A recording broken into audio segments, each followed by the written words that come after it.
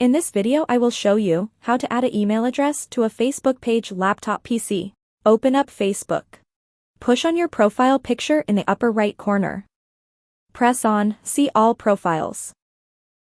Select the page you want to add an email address to. Come over to the upper left and push on your profile picture and name.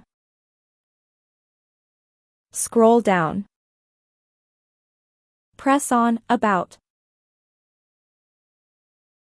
Scroll down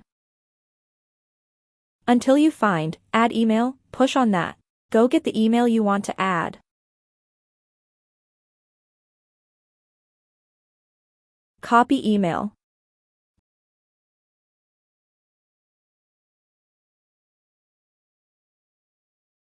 And paste in this box area. Press Save.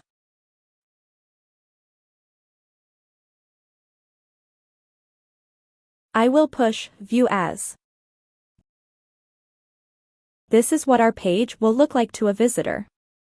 And as you can see, our email is in the intro of our Facebook page. And that's how you do it, guys. How to add an email address to a Facebook page laptop PC.